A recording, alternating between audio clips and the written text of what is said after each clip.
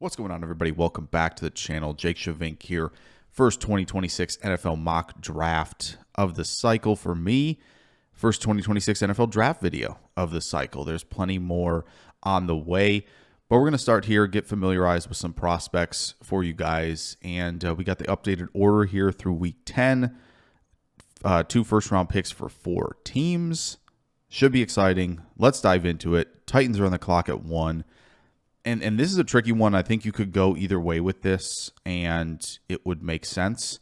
We're going to go Reuben Bain Jr., extremely powerful, physical defensive end from Miami, who, I think has continued to step his game up as, his college career has gone on. An absolutely dominant performance against Notre Dame to start the season.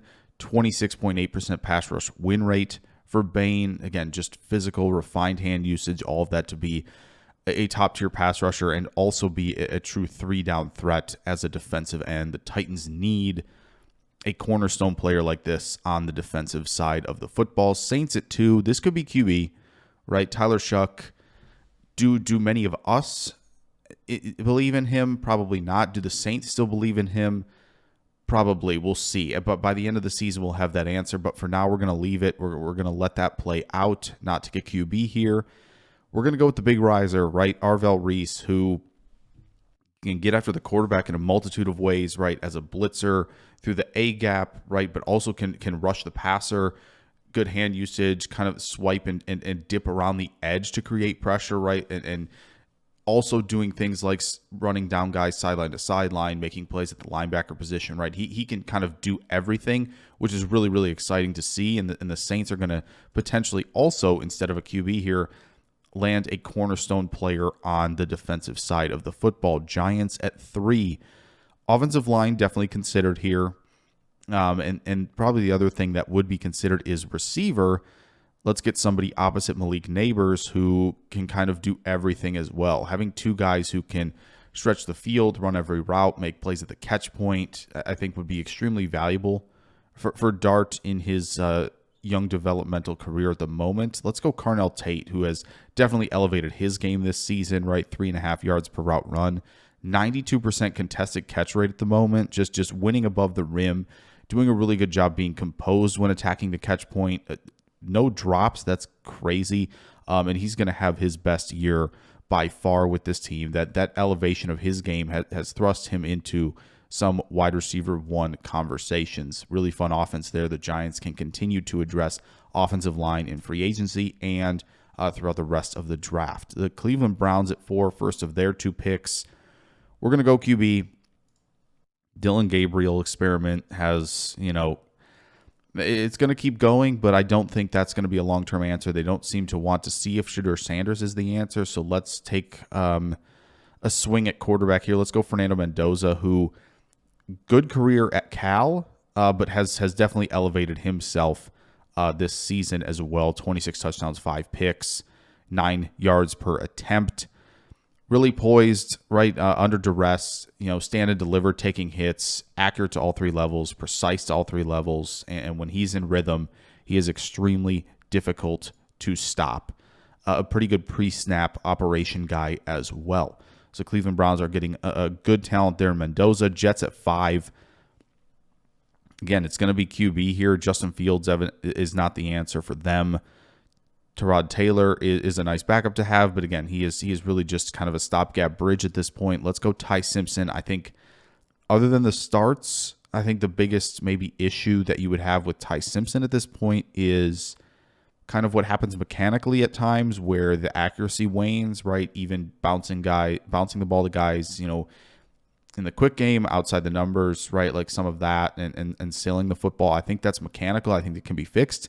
But operationally, to me, the best quarterback in this draft right now, just because of what he understands to see pre-snap, what he sees post-snap, the ability to navigate the pocket, reset his feet, right, deliver as well under duress, like all of that, throw with touch. He's got all of that in the bag, and that's really, really been impressive to see so far this season.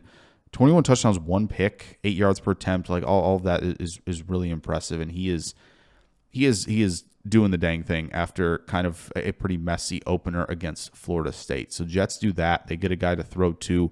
Garrett Wilson, Adonai Mitchell, right, and Mason Taylor, really good there. Might end up bringing Breece Hall back to see, and kind of give him the best chance to succeed on offense. 2 tackles are playing well as well. So Jets get their QB, long-winded there. Raiders at 6. This could be a defensive player. This could be offensive line. You definitely could see that for them. What's interesting is if they kind of do the run it back thing with Geno Smith, Pete Carroll. I don't know really what that's going to accomplish. I think if Dante Moore declares, he is the pick here for this Raiders team. You can treat Geno as the bridge after the trade, a guy who I think is extremely accurate outside the numbers, extremely accurate deep down the field, back shoulder throws, corner routes outside the numbers. It just seems like when you watch him throw the deep ball and throw the intermediate passes, it is on target. He's got the arm talent and arm strength for this.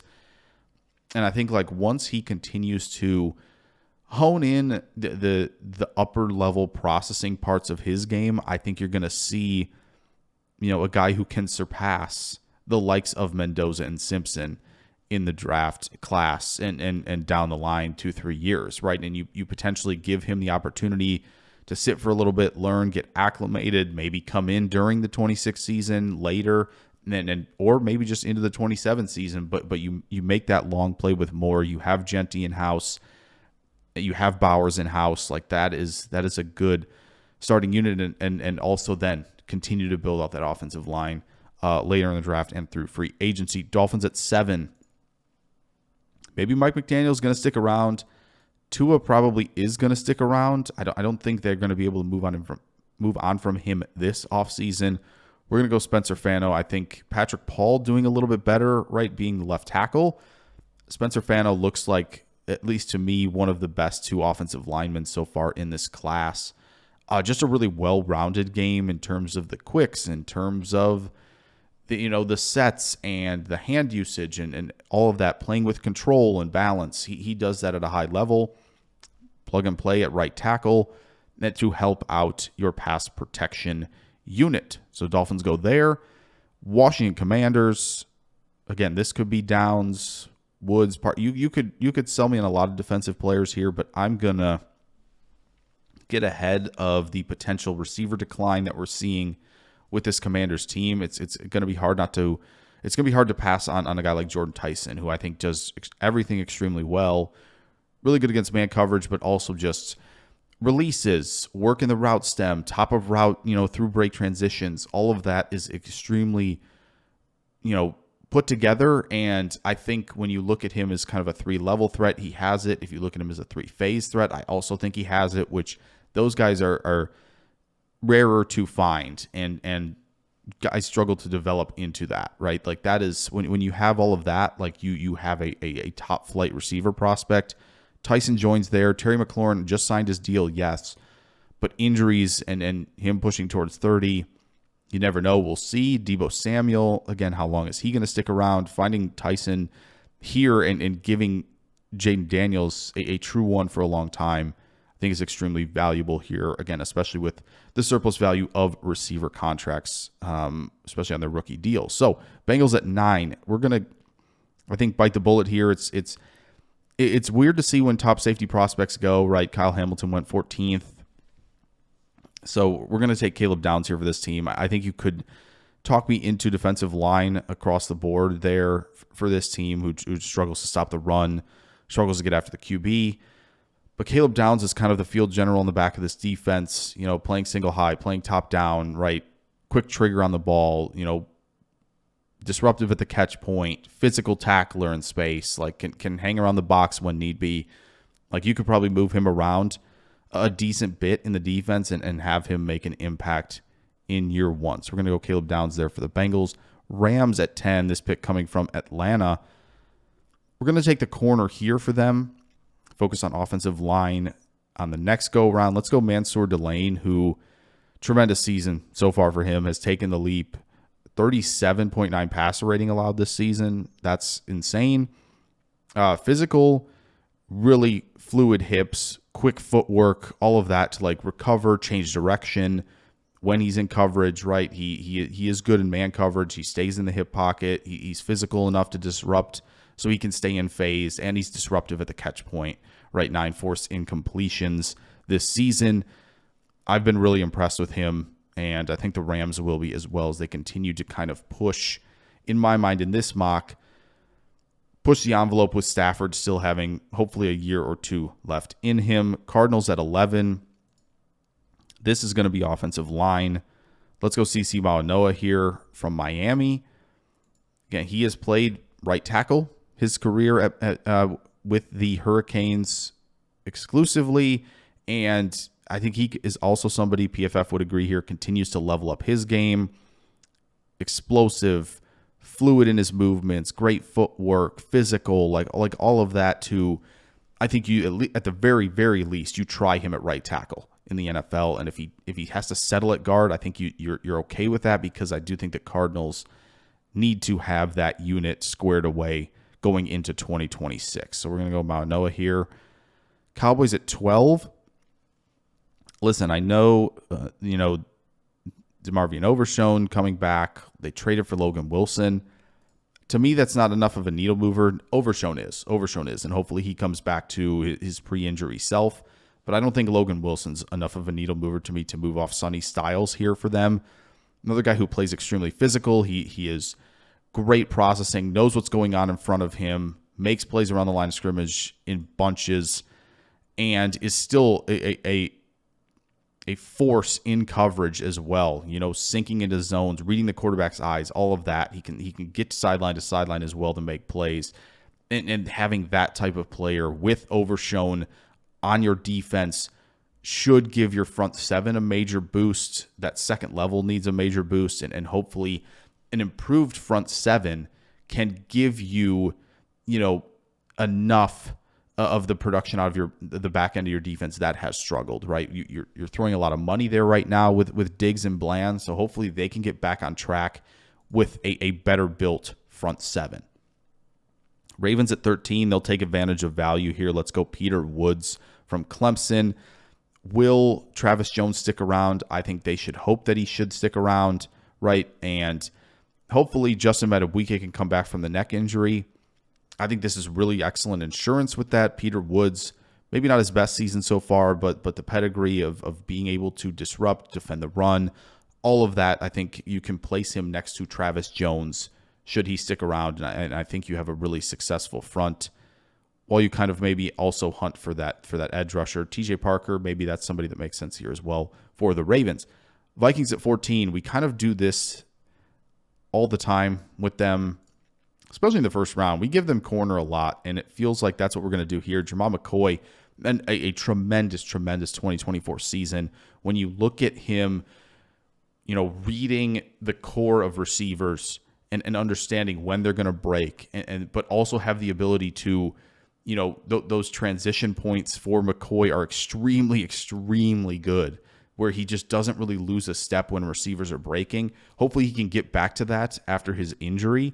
He hasn't played yet this season, but you have to think by next spring, summer, he'll be ready to go if he does not play at all this season for Tennessee. Minnesota gets a really, really talented player there who, because of the injury, probably falls about maybe, 5, 6, 7 spots further than he should.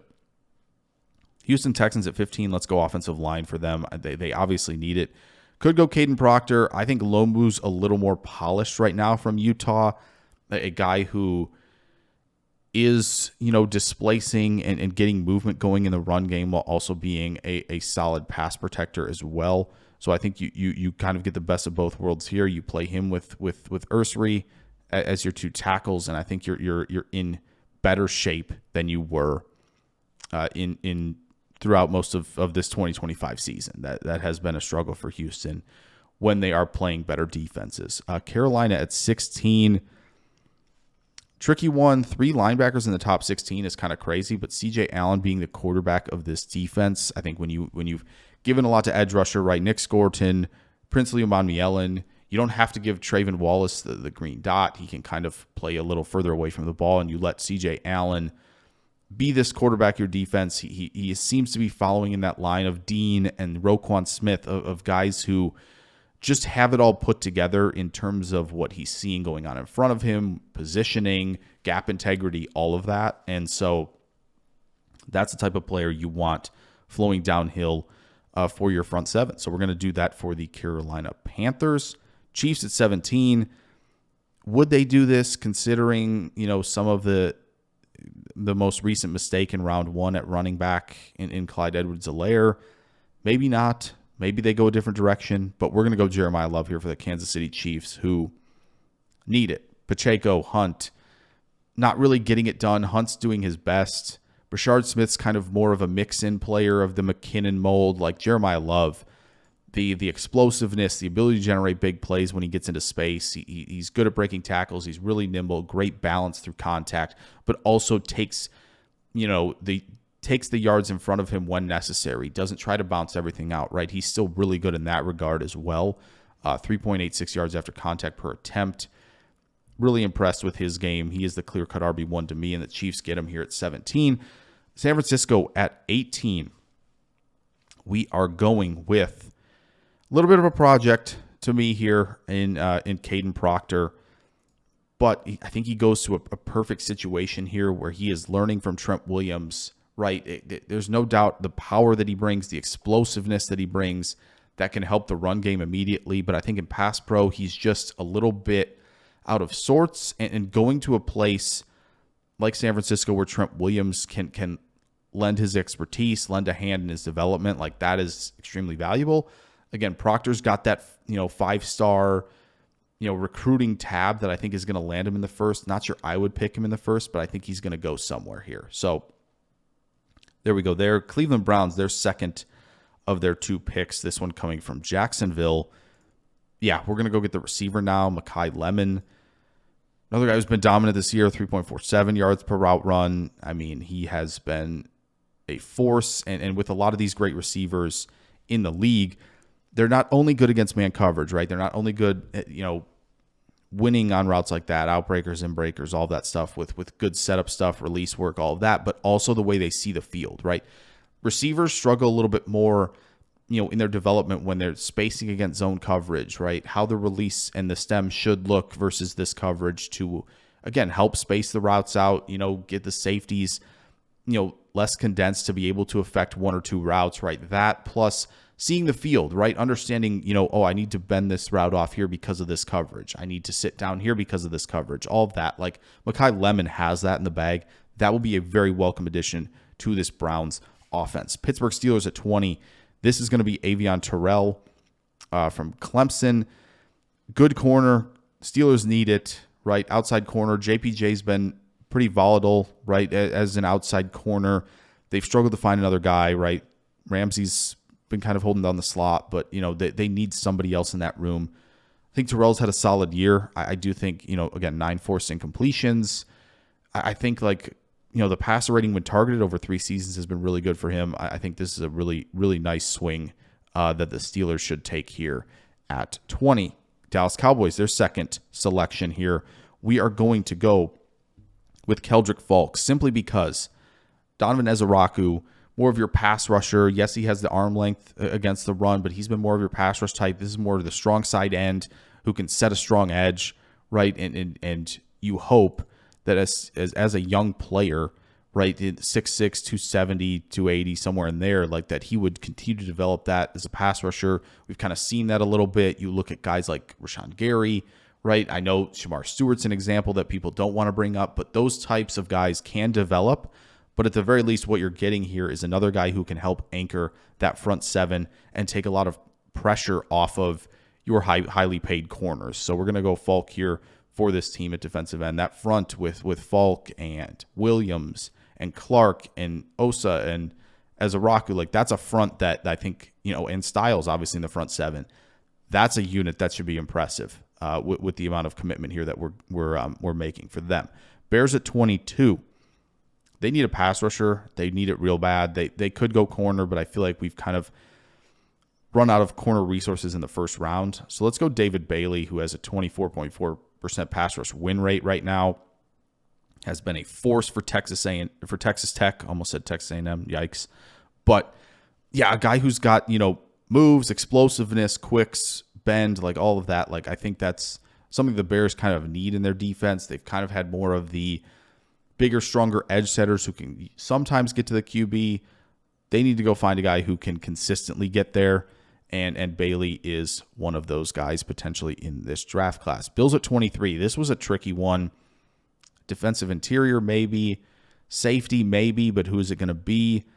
We thought about, who is it? It's, Kamari Ramsey from USC, just because play some nickel. Maybe that's your long-term solution there while you also play safety. A.J. Halsey was somebody I thought about, but we'll follow some of the visits and stuff that Buffalo's done so far in terms of their scouting tour this fall. We'll go Anthony Hill Jr., 4 linebackers in the first. This guy is dripping with athletic talent and flashes a player who's got good gap integrity processing. So we'll do that. The Bills have struggled quite a bit at linebacker this season. Tampa Bay Buccaneers 24. We're going to go with Cassius Howell. Arm length, probably a concern for him, but in a 3-4 as an outside linebacker, I think you're going to feel really good about what he can do as a pass rusher. Tons of burst, tons of bend, tons of flexibility, right? That's the type of player that Bulls and the Tampa Bay Buccaneers have kind of looked for. Diaby's been a solid player. They've tried to get it out of Reddick. Like, this feels like a really good swing for them here to help bolster that front seven.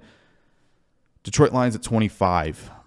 Another one that was tricky, TJ Parker, another guy who could be talked about here, but we're going to go with a little bit of a bigger guy on the edge who, again, kind of like Keldrick Falk, has some development track to do, but has still flashed as a pass rusher, as a bigger guy in the 6'5", 6'6", 270 area, is Matayo Uiagalelei from Oregon. I like the idea. Detroit seems to kind of swing a little bit, further down from consensus, it seems, and I think this is one that could definitely pay off for them. Chargers at 26, really, really easy. We're going Venga Ioane from Penn State. Chargers need a guard, period. Zion Johnson has not been very good, which stinks. But, in 2026, when Slater's healthy, when Alt is healthy, they get Ioane in here. This is a unit that should be able to protect Justin Herbert a lot better. Rams at 27. Okay, this is another one where, if they want to take the QB swing, potentially, I think Sellers is probably going back, so that kind of limits your options. But I do think Caleb Tiernan, potential tackle, potential guard, either way, I think it helps bolster their offensive line, which they've been able to handle it at tackle, but they haven't gotten, the best results this season. And I think just further committing to the offensive line near the end of Stafford's career is kind of what they need to do. Patriots at 28. We are going to go with TJ Parker. The slide ends here. I do think they still need help at edge rusher, right? They have Landry. Anthony Jennings has played some edge. Like they've got a pretty thin unit there. And I think Parker is still somebody who can kind of be a little bit more of a 3-down player on the edge for them, and that they could still definitely use that to further bolster that Vrabel unit. Seattle at 29. We are going to go with. It was hard to think of like what Seattle needed. Interior, I don't know if there's really a guy still here that I'd be comfortable with. Connor Lew potentially going back to school, but also injured on top of it. Let's take a bigger swing. Let's go Julian Neal from Arkansas, who I think is a physical, fluid player, and I think you're going to be, I think, impressed with him as the draft process goes on. A bigger guy at 6'2", 208. I like this move for the Seattle Seahawks. Denver Broncos at 30. We're going to go Kenyon Sadiq. Evan Ingram hasn't really panned out. I know they maybe want Pat Bryant to be that kind of roamer in the slot, but Sadiq is kind of maybe like, okay, consolation prize. We wanted Loveland or Warren. That would have been cool. Sadiq has given tons of good effort as a blocker, and he's kind of got that quicks, flexibility, burst, explosiveness to be a threat to get the ball in the quick game, right? And also get the ball, on crossers deeper down the field and make plays. Like just an all-around impressive athlete at the position. Eagles at 31, they take swings like this all the time. Caleb Banks, obviously injury, didn't really get to see him much this year, but they'll gladly take the swing if he declares. And then Jets at 32 for their second selection, got their quarterback. I'm a believer in Mitchell, but I think they'll probably still want to take a swing at receiver. Denzel Boston could maybe play the X for you. I like Chris Bell, explosive playmaker as well. I think that gives you, in this offense, some crossers and all of that. You get him the ball down the field. I think that is something that they should consider. So there you go. All 32 selections. Let me know what you think in the comments below as I give you one quick look here scrolling through. But appreciate you checking this out. If you could throw a like on there, subscribe if you're new. Plenty of draft content on the way. We're getting started. And can't wait for this process. It's always a good time. Thank you for watching. I'll catch you guys in the next video. Farewell.